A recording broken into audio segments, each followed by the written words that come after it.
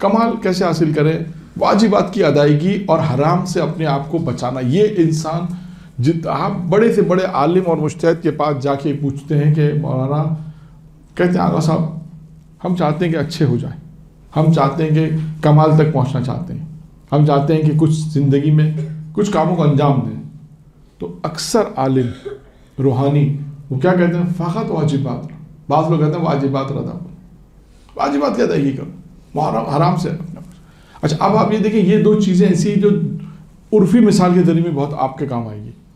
آپ طبیب کے پاس گئے, آپ کا گلا خراب تھا, تو طبیب آپ کو جو دو چیزیں کہے گا, ٹھنڈا پانی نہیں پیو, ٹھنڈی چیز نہیں کھاؤ, اور یہ دوا استعمال, میڈیسنس, یہ دوا ہے جو میڈیسنس, اس کو دو کام آپ نے کرنے پھر تو آپ کا گلا صحیح ہوگا. لیکن آپ نے کہا نہیں میں میڈیسنس تو کھا رہی ہوں, وہ تو میں کھاؤں گی لیکن ٹھنڈا پانی بھی پیوں گی, مرتب ٹھنڈا پانی پی رہے ہیں, مرتب ٹھنڈی بوتل پی رہی ہیں, دوا بھی کھا رہی ہیں, جو ڈاکٹر نے دوائی دی اس کو کھا رہی ہے مرتب, وہ بھی مرتب صبح دوپہر شام مرتب وہ بھی کھا رہی ہے, تو کیا گلا صحیح ہوگا؟ کیوں؟ آپ کیا میں دوائی تو کھا رہی ہوں. کیوں؟ دوسری طرف جو احتیاط کرنی ہے, جو ٹھنڈا پانی نہیں پینا, اس کو آپ انجام دیں. بالکل اسی طرح یہاں پر بھی واجبات کی ادائیگی کے ساتھ ساتھ حرام سے بھی اپنے آپ کو بچانا ہے. آپ نے کہا میں نماز تو پڑھ رہی ہوں, روزہ تو رکھ رہی ہوں, حجاب کر رہی ہوں, جو واجب اللہ نے کہ تمام واجبات کی ادائیگی کروں, لیکن دوسری طرف مثال کے طور پہ خدا نخواستہ ایسی محفل میں جانا جو حرام میں وہاں جا رہے ہیں, غیبت کرنا وہ بھی کر رہے ہیں, کسی برائی کرنا وہ بھی کر رہے ہیں, گناہ کے کاموں کو بھی ساتھ ساتھ اگر انجام دے رہے ہیں, تو وہ انسان اس کمال تک نہیں پہنچے گا. اس کی بہترین مثال یہی کہ انسان کا گلا اس وقت صحیح ہوگا جب دونوں کام انجام دے جائیں گے. میڈیسنز کے ساتھ ساتھ احتیاط بھی ضروری, ٹھنڈا پانی بھی منع کیا جب تک. تو پتہ چلا کہ دو چیزیں کو انجام دیں گے تو انسان اپنی اس بیماری سے نجات حاصل کرے گا. بالکل اسی طرح واجبات کی ادائیگی کے ساتھ ساتھ محرمات سے بھی انسان اپنے آپ کو بچائے, ترک حرام بھی اپنے آپ کو بچائے گا, تو پھر وہ ارتقاء کی طرف بڑھے گا. تبھی آپ دیکھیں ایک روایت ہے معراج کی کہ پیغمبر, یہ معراج کی روایت نہیں ہے, دوسری روایتوں میں ہے, ایک جملہ ہے کہ انسان کے پاس ایسا تقوی ہو کہ جو اسے حرام سے بچائے. یعنی ایسا تقوی نہیں ہو کہ جو اسے حرام کی تقوی ہے لیکن اسے حرام کی طرف نہیں روک رہا, تو کوئی فائدہ نہیں ہے اس تقوی کا. یعنی تقوی بھی ایسا ہو, یعنی واجبات کی ادائیگی ایسی ہو کہ جو اسے گناہوں سے محفوظ بھی رکھتا ہو, وہ تقوی فائدہ مند ہے. وہ تقوی فائدہ مند نہیں ہے کہ جو واجبات کی ادائیگی کے ساتھ ساتھ انسان گناہ بھی انجام دے رہا, پھر انسان کمال تک نہیں پہنچے گا. تو آپ دیکھیں ہم اپنے معاشرے میں, اپنی زندگی میں کیوں کمال تک ہی نہیں پہنچتے؟ اس کی وجہ اس لیے احتیاط نہیں کر رہے. ہم نماز پڑھ رہے ہیں, روزہ بھی رکھ رہے ہیں, حجاب بھی کر رہے ہیں, حج بھی ادا کر رہے ہیں, اب معروف بھی کر رہے ہیں جو واجب ہے, لوگوں کو نیکی حکم بھی دے رہے ہیں, برائی سے بھی روک رہے ہیں, معاشرے میں اصلاح بھی کر رہے ہیں, اچھے کام بھی کر رہے ہیں, مدرسے میں بھی جا رہے ہیں, مدرسہ پڑھا بھی رہے ہیں, اور آگے چل رہے ہیں, کتنے اچھے اچھے کام ہم انجام دے رہے ہیں, صلہ رحمی بھی کر رہے ہیں, اور آگے چلے جائیں. لیکن دوسری طرف جہاں ہم جس محفل میں نہیں جانا چاہیے وہاں جا رہے ہیں. مثال کے طور پر غیبت نہیں کرنی چاہیے, غیبت بھی کر رہے ہیں, گناہ کے کاموں کو ساتھ ساتھ انجام دے رہے ہیں. تو کیا پتہ چلا کہ وہ گناہ کی وجہ سے انسان ترقی کی منزلیں طے نہیں کر رہا, وہ کمال حاصل نہیں ہو رہا. جس آپ کے سامنے مثال میں نے عرفی ایک مثال دے دی, بالکل اسی طرح کہ آپ میڈیسن 10 دن تک میڈیسن کھاتے رہے, ساتھ ٹھنڈا پانی بھی پیتے رہے. آپ ڈاکٹر کے پاس جا کے گئے, ڈاکٹر کہے گا کیوں صحیح نہیں ہو رہا؟ آپ کے میں نے میڈیسن تو مکمل لی, آپ ڈاکٹر مجھے احتیاط کی, احتیاط نہیں, ہم تو ٹھنڈا پانی پی رہے. پھر ڈاکٹر کیا کہے گا؟ پھر میں آپ کا علاج نہیں کرتا. بعض ڈاکٹر ہیں وہ صاف منع کر دیتے ہیں کہ ہم اس پیشنٹ کا علاج نہیں کرتے جو ہماری بات نہیں مانتا. خیر, تو کہنا مقصد یہ کہ یہ کمال تک پہنچنے کے لیے اہم وسیلہ ہے. آپ دیکھیے گا کہ جتنی بھی لوگ, ہسٹری پڑھیے گا ان لوگوں کی, ابھی تو ہمارا وقت نہیں, ورنہ انشاءاللہ کبھی وقت ہوا تو وہ افراد جو جن لوگوں نے کمال حاصل کیا, میں نے عرض کیا تھا کمال تک پہنچے, انہوں نے اپنی زندگی میں بھی بتایا کہ انسان کو زندگی میں بھی بتایا, لوگوں کو بھی بتایا کہ تمہیں اگر کمال تک پہنچنا ہے تو ان کاموں کو انجام دینا پڑے گا. ان میں آپ دیکھیے آگا خونساری کا جو میں نے عرض کیا اس میں بھی ایک جملہ یہی ہے. طلبہ کے لیے پوچھا طلبہ کے لیے کیا کریں, طلبہ کو کیا کرنا چاہیے, طلبہ کے لیے کیا نصیحت کریں گے, تقوی اختیار کرو اور درس پڑھو.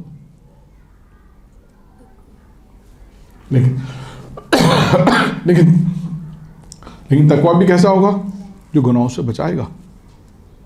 تقوی ایسا نہیں ہوگا جو گناہوں سے نہیں بچائے گا, تقوی ایسا ہو جو گناہوں سے بچائے.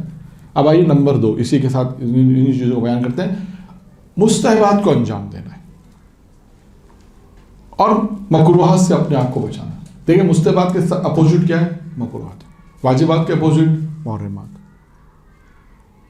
مستحبات کو انجام دینا ہے. دیکھیں مستحبات کو انجام دینا ہے, اور یہ بھی بہت اہم چیز ہے ہمارے یہاں. کیوں بہت سے ایسے مستحبات, یعنی بہت سے مستحبات جو ہیں لوگ انجام نہیں دیتے, جس کی بنا پر وہ ثواب حاصل نہیں کر پاتے. اور یہاں پر میں ایک قصہ بھی آپ کو بیان کروں. تاریخ واقعہ ہے, کتاب کا نام ہے سیمِ فرزگان, جہاں تک مجھے یاد ہے. فارسی میں ایک زمانے میں دیکھی تھی, اردو میں پتہ نہیں ترجمہ نہیں ہوا, نہیں معلوم نہیں. لیکن اس کتاب میں یہ واقعہ لکھا گیا ہے کہ غالباً شہید اول کے بیٹے نے پیغمبر اسلام کو خواب میں دیکھا اور پوچھا, پیغمبر اسلام سے ایک سوال پوچھا. پیغمبر اسلام سے سوال یہ پوچھا کہ پرانے زمانے کے جو علماء تھے, پہلے کے جو علماء تھے, ان میں کرامت ہوتی تھی, آج کل کے علماء میں کرامت ہی کیوں نہیں؟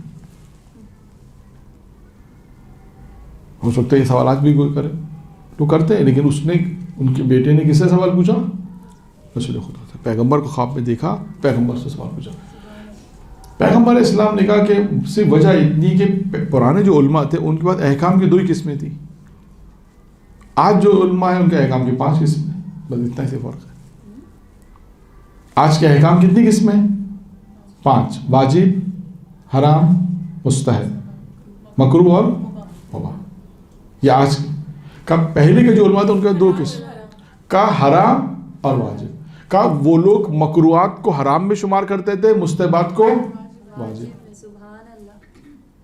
اور مباح تو کام وہ ہے جو اگر اللہ کے لیے کیا جائے تو وہ مستحب ہو جاتا ہے, جو کام اللہ کے لیے کیا جائے وہ مستحب ہو جاتا ہے. تو کہا کہ پرانے جو علماء تھے ان کے بعد احکام کی صرف 2 ہی قسمیں تھیں. یعنی وہ مکروہات کو, مثلا مکروہ کو کہتے ہیں نہیں انجام نہیں دینا, مثل حرام ہے. مستحب مثل واجب انجام دینا ہے, انجام دینا ہے اسے, اگرچہ مستحب ہے لیکن مثل واجب. تو پتہ کیا چلا کہ تو انسان کے اندر دیکھیں کرامتیں پیدا ہوتی. شہید اول کا قصہ ہے کہ پچھلے ہفتے شاید آیا تھا کہ جو لکھتے ہیں پہلے زمانے میں تو دوات لکڑی سے اور دوات سے لکھا جاتا تھا نا. اگر آپ ایک لکڑی کا جو قلم ہوگا وہ دوات میں اگر ڈالیں گے, انک میں ڈالیں گے, تو کتنے لائنیں لکھ سکتے ہیں. آپ نے پرانے لوگوں کو دیکھا ہوگا, وہ شاید انہوں نے اس میں دوات میں ڈالا, پھر فوراً لکھا, پھر ڈالا, پھر لکھتے تھے. کہتے ہیں شہید ثانی کے لیے مشہور ہے یا لکھا گیا ہے کتابوں میں, ان کے واقعات اہل علم بیان کرتے ہیں کہ وہ ایک دفعہ دوات میں ڈالنے کے بعد, انک میں ڈالنے کے بعد 40 لائنیں لکھا کرتے ہیں. یہ کرامت ہے جی, بالکل یہ کرامت. ہاں اچھا, یہ کمال بھی ہے, کمال ہے نہیں ہے تو کیسے پہنچے؟ وہی پیغمبر نے ایک فارمولہ بیان کر دیا کہ مستحبات مثل واجبات. آج ہمارے یہاں کوئی کام ایسا ہے کہ بھئی بہت سے کام کا یہ انجام دو, مستحب میں سے چھوڑ دو, کیا فرق پڑتا ہے؟ مستحب تو ہے, واجب تو نہیں ہے نا, چھوڑ دیا. کوئی ایسے کام انجام دینا ہے کا مکروہ ہے, کا مکروہ ہے نا, حرام تو نہیں ہے نا. چھوڑنے میں کیا, انجام دینے کا ثواب ہی کم ملے گا, انجام دے دیتے ہیں, کیا فرق پڑتا ہے, ثواب ہی کم ملے گا, اس کو چھوڑ دیا. تو یہ وجوہات بنتی ہیں کہ, اور ایک آیت اللہ کا بھی واقعہ ہے کہ جس میں جب وہ دنیا سے جا رہے تھے, وہی اسی کے ذمے کہ جب وہ دنیا سے جا رہے تھے تو ان سے پوچھا, کسی نے پوچھا کہ آپ نے زندگی میں کبھی کوئی مباح کام کیا ہے, مکروہ کام کیا ہے؟ مکروہ کام. تو مکروہ تو چھوڑو, میں نے مباح بھی نہیں کیا. تو انہوں نے کہا آپ نے مباح نہیں کیا, مباح تو کھانا پینا اٹھنا بیٹھنا سب کام تو مباح ہے, یہ تو اپنی ساری زندگی کے. کہاں کی زندگی, لیکن اللہ کے لیے کی. جب اللہ کے لیے کیے ہے تو وہ مستحب بن جاتا ہے, تو وہ مباح ہی نہیں رہا. تو یہ پیغام ہے کہ ہم اپنی پوری زندگی کو اللہ کے لیے اس طرح وقف کریں, جو کام بھی کریں اللہ کے لیے کریں, تو وہ بات جو ہے وہ مستحب میں تبدیل ہو جائے گا, آپ کو ثواب بھی ملے گا. پھر اس کے بعد آتے ہیں اچھا اب جو مستحبات کی فہرست آتی ہے اس میں مستحبات میں جو چیزیں آتی ہیں اس میں ہے کہ نماز اول وقت، نماز تو پڑھنی ہے اول وقت. پچھلے ہفتے واقعہ آ گیا تھا. تین چیزیں جو تھیں ایک شخص کو چاہیے تھیں. تین چیزوں کی کلید ایک ہی چیز تھی. کہا کہ شادی نہیں ہو رہی تھی، میں چاہتا ہوں جلدی شادی ہو جائے. میں بہت مختصر بیان کیا اور پچھلے ہفتے بیان کیا تھا. پھر اس کے بعد کیا کہا؟ ایک اچھا کاروبار اور حج. تو آیت اللہ حسن ناخودی جو مشہد میں تھے انہوں نے ان تین کہتے ہیں مشکل چیزوں کی کلید یعنی تین تالوں کی چابی ایک ہی چابی تھا، ایک ہی چابی چیز تھی. کیا کہا کہ نماز اول وقت میں پڑھو تمہاری تھماؤ. تو وہ شخص بیان کرتا ہے کہ میں نے بہت ہی کم وقت میں نماز اول وقت کو پڑھنا شروع کی اور تو کم وقت میں ان تین چیزوں کو حاصل کر لی. مستحبات میں جب انسان شروع کرے، مستحبات نماز ہے، پھر نماز اول وقت میں ہے. نماز اب البتہ آپ کے لیے ممکن نہیں ہے کہ نماز جماعت کے ساتھ ہو، مسجد میں ہو، لیکن یہ جو چیزیں ممکن ہیں تو اس میں اذان و اقامت، یہ تو آپ لوگ کے لیے کہ اذان میں اذان و اقامت، تاکیبات کا پڑھنا، یہ سب چیزیں ہیں تاکیبات کا پڑھنا. پھر آ جائیں قرآن، یہ بہت اہم چیز ہے. اپنی زندگی میں قرآن کو آپ پڑھنا روزانہ، آپ دیکھیں روزانہ پڑھنا کوئی ایک سورہ، کوئی ایک چھوٹا سورہ زندگی روز اپنی زندگی میں رکھ لیں کہ یہ سورہ پڑھے بغیر مجھے سونا، جو چھوٹا سورہ پڑھنا چاہتے 30 آیتوں والا، 40 آیتوں والا. اگر سورہ یاسین ہے تو 83 آیتیں ہیں، بہترین ہے. کہا جاتا ہے کم از کم 50 آیتیں روزانہ کی پڑھی جائیں. اب دیکھیں قرآن کی بات آئی تو ایک مثال میں آپ کو دوں. قرآن کرتا کیا کام؟ یعنی اگر آپ تلاوت قرآن کریں تو ویسے بہت سے فوائد ہیں. انسان کے گھروں کو منور کرتا ہے. انسان کے روایت میں کہ قرآن انسان کے گھروں کو منور کرتا ہے، وہاں پہ شیطان پھر نہیں آتا. اور بھی بہت سے فوائد ہیں. ایک اور چیز قرآن کی فضیلت میں اور قرآن کے ایک کتاب میں ایک رائٹر نے بہت اچھی مثال دی. آپ کو میں دنیاوی طور پہ ایک مثال دوں. یہ اینک، میری اینک یا آپ کی اینک کیا کام کرتی ہے؟ اگر میں اینک اتار دوں تو مجھے دکھے گا ہی نہیں، دھندلا کیا دکھے گا ہی نہیں. یعنی اینک کا کام کیا ہے کہ اس دور کی چیز کو قریب کر دیتی، اس کو ویژن بڑھا دیتی. مائک کیا کام کر رہا ہے؟ آواز کو بڑھا رہا ہے. یعنی اگر مائک نہ ہو تو 50 خواتین سن سکیں گی، مائک ہوگا تو کیا ہوگا؟ 200 خواتین سن سکیں گی، باہر والی خواتین سن سکیں گی. مائک آپ نیچے لگا دیں، اسپیکر نیچے لگا دیں تو نیچے کے لوگ بھی سن سکیں گے، اوپر لگا دیں اوپر کے لوگ بھی. تو مائک نے کیا کام کیا؟ میری آواز کی جو پاور کہہ لیں، ورس کیا کہتے ہیں اسے، ویژن اس کو بڑھا دیا، ویژن کو بڑھا دیا، اسپیچ بڑھا دیا. سب سے آسان لفظ. یعنی جو 50 خواتین سن سکتی تھی 200 خواتین سن رہی ہیں، 400 خواتین سن رہی ہیں. اسی طرح یعنی یہ کام کس نے کیا؟ مائک نے کیا. اسی طرح اینک جو میں اگر اتار دوں تو کچھ نظر نہیں آئے گا، پہن لوں تو اینک نے کیا کام کیا؟ جو دور کی چیز تھی اب مجھے صاف نظر آ رہی. تو آپ کہتے ہیں کہ قرآن کیا کام کرتا ہے؟ کہا قرآن انسان کے قلب کے ویژن کو بڑھا دیتا ہے. قرآن یہ کام کرتا ہے. روزانہ تلاوت قرآن کریں گے تو قلب کے اندر ایک استطاعت، آپ کی وسعت ہو جائے گی، جلدی انسان سمجھنے لگے گا.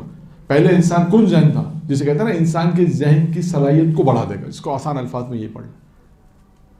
بہت سے ایسے لوگ ہیں جو بہت جلدی نہیں سمجھتے. جیسے حافظے کے لیے بھی کیا جاتا کہ قرآن کی تلاوت کریں. حافظے کے لیے بھی کہ انسان تلاوت قرآن کرے تو حافظہ انسان کا. لیکن جیسے آپ لوگ خواتین مجلس پڑھتی ہیں تو اس میں ایک حافظہ بہت اہم چیز ہے. پڑھتے پڑھتے بھول جائیں گی تو کیا ہوگا؟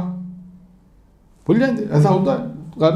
تو کہنے کا مقصد ہے کہ قرآن روزانہ کوئی ایک چھوٹا سورہ، جیسے آج کیا چھوٹا سورہ لینا ہے 30 آیتیں 40 آیتوں والا، جو روز پھر اگر اچھا ہو جائے اور عادت ہو جائے، پھر بڑے بڑے مرجع مجتہد وہی ائمہ کی روایت سے یہی نتیجہ نکالتے ہیں. بڑے اہل علم کے پاس جائیں، منبریوں کے پاس جائیں، وہ یہی کہتے ہیں کہ آپ قرآن سے اپنی آشنائی پیدا کریں، قرآن کو اپنا دوست بنائیں، قرآن کو اپنا دوست بنائیں، قرآن سے آشنائی پیدا کریں. آپ دیکھیں جب انسان زیادہ قرآن پڑھنے لگے گا، عادت ہو جائے گی، تو وہ بہت سی چیزوں میں وہ قرآن کی مثالیں بھی دے گا کہ ہاں قرآن کے فلاں سورہ میں یہ ذکر آیا. اگر وہ آہستہ آہستہ اپنے بڑھائے گا، پھر ترجمہ بھی پڑھے گا تو اس سے بہت ساری چیزیں قرآن سے مربوط چیزیں یاد ہو جائیں گی. کوئی ذکر آئے گا تو کہے گا ہاں اصحاب کہف کا ذکر فلاں سورہ میں آیا، فلاں بنی اسرائیل کا ذکر وہ آئے گا تو کہا فلاں سورہ میں آیا. اگر اس نے ترجمہ بھی ساتھ ساتھ پڑھے، بعد میں آہستہ آہستہ عادت تو دیکھیں تلاوت قرآن یہ انسان کی ترقی کے لیے کہتے ہیں کہ بہت اہم کردار، کمال تک انسان کو پہنچاتا ہے. یہ سب چیزیں ہیں جو انسان کو کمال تک پہنچاتی ہیں. جو ہم لوگ سے مراد مدرسے کے لوگ، طالب علم، مولانا حضرات، ذاکرہ حضرات، جو مبتدی ہیں پڑھنے والے، یہ ہر شخص چاہتا ہے میں آگے بڑھوں، ہر شخص چاہتا ہے ترقی کروں. تو ترقی کے لیے انسان کو کمال کے لیے کچھ قربانی دینی پڑے گی. وہ قربانی یہی ساری چیزیں، انسان واجبات کی ادائیگی کرے، مستحبات کی ادائیگی کرے، حرام سے اپنے آپ کو بچائے، مکروہات سے اپنے آپ کو بچائے.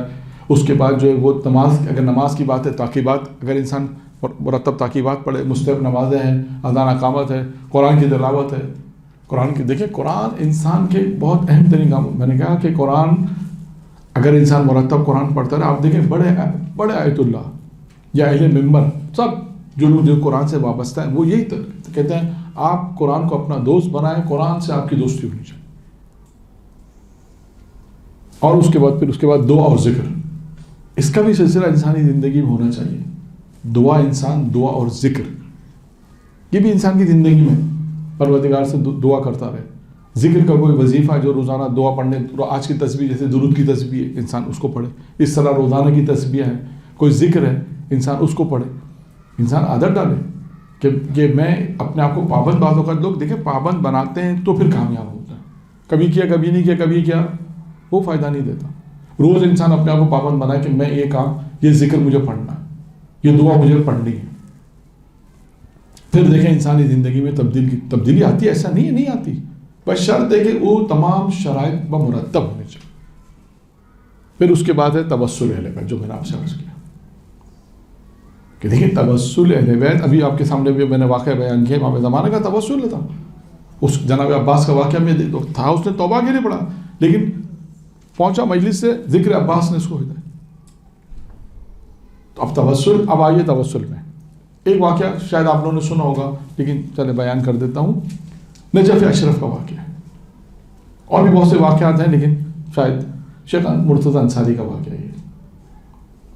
مجھے نہیں معلوم، میں نے تو شاید پتہ نہیں پڑھا یاد نہیں ہے شاید، لیکن بہرحال توسل کے میں آئے تو ضمنی طور پہ اس واقعے کو پڑھ دیتا ہوں تاکہ آپ دیکھیں گے توسل کتنا اہم ہے اور انسان کو کہاں پہنچا دیتا ہے. شیخ مرتضیٰ انصاری نجف اشرف میں آج سے تقریباً 150-200 سال پرانے مرجع پشت ہیں. خود ان کے اپنے واقعات بڑے دلچسپ واقعات ہیں. ان میں سے ایک واقعہ میں اور آپ کو سنا دیتا ہوں.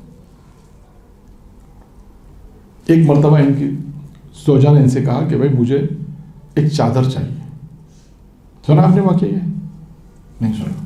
ایک چادر چاہیے. تو پوچھا کس لیے چادر چاہیے، کیا کام ہے؟ کہا کہ یہ جو بستر رکھے ہوتے ہیں گھروں میں، اس بستر پہ ڈالنی ہے چادر. برا لگتا ہے، مہمان آتے ہیں، برا لگتا ہے. ایک چاہتا ہوں ایک چادر اس پہ ڈال دی جائے. تو انہوں نے کہا کہ میں اس کی ضرورت محسوس نہیں کرتا ہوں، میں اس کی ضرورت محسوس نہیں کرتا کہ ہونی چاہیے. نہیں ہے تو کیا فرق پڑتا؟ نہیں ہے، کوئی مہمان آیا ہے، کیا فرق پڑتا ہے؟ انہوں نے کہا کہ میں اس کے پیسے نہیں دے سکتا. ٹھیک ہے. کچھ عرصے کے بعد 2 مہینے 3 مہینے 4 مہینے مثلا 4-5 مہینے بعد انہوں نے دیکھا کہ اس پہ چادر پڑی ہوئی ہے. پوچھا تو جا چلے، پوچھا اپنی بیگم سے. آج کے اسلام میں یہ لفظ زیادہ اچھا ہے، کیونکہ آج کے اسلام سے ماڈرن لفظ استعمال ہونے چاہیے نا. زوجہ پرانا لفظ ہے، بیگم. اور زیادہ ماڈرن ہو جائیں گے وائف. جتنے زیادہ ماڈرن الفاظ استعمال ہوں گے وہ زیادہ لوگ اس میں زیادہ انٹرسٹ پیدا کر سننے میں بھی. خیر، کیونکہ بعض اوقات اصل میں شخصیت کے اعتبار سے جملہ استعمال ہوتا ہے. اب ہم یہ نہیں کہیں کہ شیخ مرتضیٰ انصاری نے اپنی وائف سے کہا، یہ مناسب نہیں ہے. کہیں شیخ مرتضیٰ انصاری نے اپنی زوجہ سے کہا. شخصیت کے اعتبار سے یہ جملے استعمال ہوتا ہے. خیر، آپ نے پوچھا کہ بھائی میں تو آپ کو پیسے نہیں دیے، یہ چادر کہاں سے آئی؟ کہنے لگی حضور جو آپ ماہانہ دیتے ہیں مجھے، اب وہ جو بھی دیتے ماہانہ، مثلا اس زمانے میں دیتے ہوں گے 10 درہم فرض کر لیں، تو آپ جو 10 درہم دیتے ہیں ماہانہ، تو میں نے اس میں سے تھوڑا تھوڑا بچایا، تھوڑا تھوڑا پونا درہم آدھا درہم مثلا بچاتی رہی، آدھا درہم بچاتے، اور تاکہ جب 3-4-5 ماہ گزر گئے تو جو پیسے بچے اس کی میں نے چادر لے لی. تو انہوں نے کہا اچھا اس کا مطلب یہ ہے کہ 9.5 میں گزارا ہو سکتا ہے. تو کہا آئندہ تم کو 9.5 ہی ملا کریں گے. اتنے سخت تھے. اور بھی ان کے دلچسپ واقعات ہیں. یہ وہ تھے جو ایک جملہ کہہ دوں کہ یہ وہ تھے کہ جنہوں نے یہ کہا تھا کہ اگر زمانے کا امام مجھے مجتہد کہے گا تو میں اپنی توسیع مسائل دوں گا. ہاں، اور واقعہ ہے تاریخ میں، کتابوں میں ہے کہ وقت کا امام زمانہ، وقت کے امام آنے کے بعد امام نے ایک سوال پوچھا، انہوں نے جواب دیا، پھر اس کے بعد پورا طولانی قصہ ہے. پھر امام نے کہا کہ انت مجتہد. پھر انہوں نے جب لوگوں سے پوچھا یہاں کوئی آیا تھا، لوگوں نے کہا کوئی نہیں آتا، تو پھر اسے اس بات کا یقین ہو گیا آنے والا امام تھا اور انہوں نے مجھے یہ سند دی کہ میں مجتہد ہوں، تو انہوں نے وہ توضیح، اس وقت انہوں نے وہ توضیح مسائل. دیکھیں یہ ایسے لوگ گزرے، یہ ہے کمال کہ امام زمانہ نے کہا تو مجتہد ہو، پھر اس کا تو یہ ہے کمال کے لیے. اب یہ وہ لوگ تھے جو اپنی زندگی میں زیارت عاشورہ، زیارت جامع کبیرہ، نماز شب، یہ کہتے ہیں پڑھا کرتے تھے. جامع کبیرہ کے لیے بہت زیادہ ہے کہ جامع کبیرہ انسان پڑھے، دعائے کمیل، یہ تمام چیزیں دعا اور ذکر میں آ جاتی ہیں، جو میں نے ابھی اس میں نہیں بیان کی کہ دعا اور ذکر میں کیا کیا گیا. جب ان کے واقعات آئے تو ذہن میں آئے زیارت جامع کبیرہ، دعائے کمیل، دعائے توسل، حدیث قصہ، یہ ساری وہ چیزیں ہیں کہ جو انسان مرتب پڑھتا ہے، مرتب جسے کہتے ہیں. زیارت آل یاسین، جمعے کا دن ہے ویسے ہی پڑھے، دعائے عہد ویسے ہی پڑھے. ساری وہ چیزیں کہ جو انسان کو آہستہ آہستہ آہستہ آہستہ ایک مقام تک پہنچاتی. یہ کمال بٹن دبانے سے نہیں آتا، یہ ذہن میں رکھیے گا کہ آج پڑھا کل میں بہت پتہ چلا میں لوگوں کو دیکھ رہی ہوں اور فلاں دیکھ رہا ہوں، ایسا نہیں ہوتا، ایسا نہیں ہے. تو خیر اب ان کا جو اصل واقعہ بیان کرنا تھا وہ تو میں بیان کروں. یہ تو میں نے آپ کے سامنے ضمنی طور پہ بیان کیا کہ یہ وہ شخصیت ہے جو کمال کی اس منزل پر ہے. اب ان کے زمانے، یہ جو جس دور میں مجتہد تھے، درس خارج دے رہے تھے، ان کا ایک شاگرد تھا. درس خارج آپ کے علم ہے کہ 10-12 سال انسان پڑھتا ہے پھر درس خارج میں بیٹھتا ہے، اور ان کا جو شاگرد تھا اسے درس سمجھ میں نہیں آ رہا تھا، گیا درس میں کچھ سمجھ میں نہیں آ رہا تھا. جیسے آج کل کہتا ہے پورا بلینک ہو گیا، کیونکہ پرانی جو کتابیں پڑھائی جاتی ہیں، آخری کتاب رسائل مقاصد کفایہ ہے، وہ کتابوں پر پھر درس خارج ہوتا ہے. مجتہد اپنا درس خارج جو دیتا ہے وہ جو کتابیں پڑھی ہوتی ہیں اس کے اوپر اس کا درس خارج ہوتا ہے. اب یہ جب درس خارج میں پہنچے تو انہیں کچھ سمجھ بھی نہیں آ رہا کہ کیا. اب 10-12 سال جو محنت ہے وہ ضائع ہو رہی ہے، 10-12 سال جو محنت کی وہ ضائع ہو رہی ہے. اب ایک مہینہ گزرا مثلا کے طور پہ 10-12-15 دن، مہینہ پر گزر گیا، کچھ ہی سمجھ میں نہیں آ رہا، تو آدمی کیا کرے گا؟ نجف میں ہے تو کیا کرے گا؟ کس کے پاس جائے گا؟ امیر المومنین کے پاس. کہتے ہیں طالب علم گیا، جانے کے بعد اس نے گریہ کیا، مولا سے کہا مولا کچھ سمجھ میں نہیں آ رہا، مولا میری مدد کیجیے. خوب گریہ کیا، خوب گریہ کیا. کہتے ہیں کہ خواب میں امیر المومنین آئے.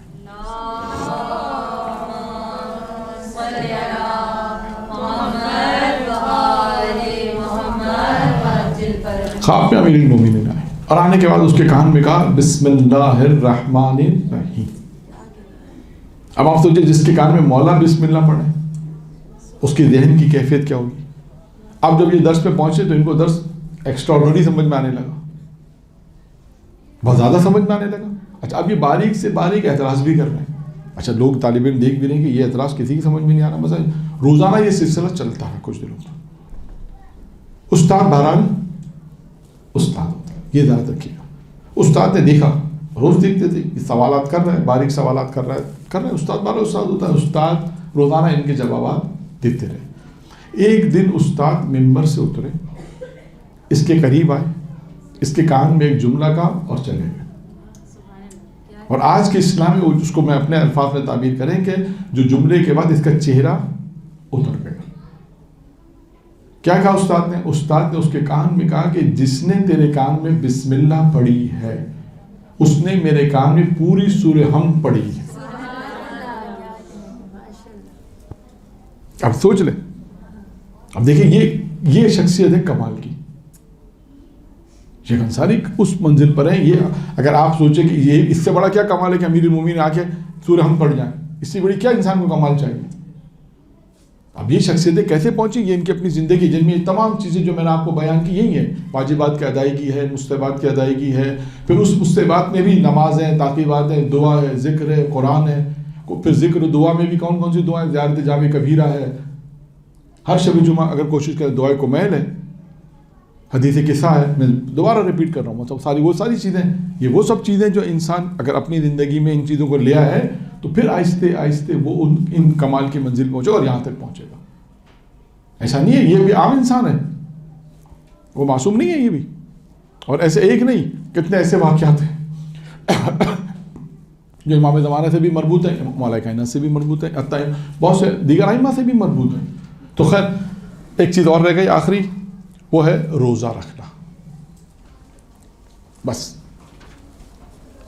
روزہ رکھنا. تو ہم نے آپ کے سامنے تقریباً پچھلے دنوں میں اور آج ان 2 دنوں میں جو ہے وہ اس چیز کو کمپلیٹ کیا. اس موضوع کو اگرچہ بہت ساری چیزیں اس میں اور بھی آ سکتی ہیں، لیکن لیکچر کی حد تک تقریباً جو لیکچر کا ہمارا ٹائم تھا اس کے اعتبار سے کہ مختصر ہم نے چیزیں اس میں بیان کی کہ اگر انسان کمال حاصل کرنا چاہتا ہے تو کس طرح کمال کو حاصل کرے گا. پہلے کمال کو سمجھے گا کہ کمال کیا ہے. آج کی مثال میں بھی آپ دیکھیں، خود 2 مثالیں آپ کو میں نے دے دی. خود شیخ انصاری کی مثال آپ لے لیں کہ خود شیخ انصاری ایک کمال کی منزل پہ پہنچے.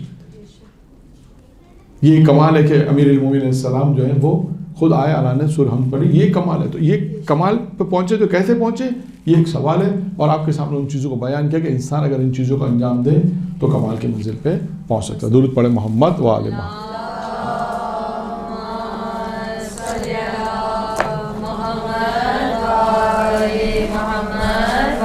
فرج و مطمئن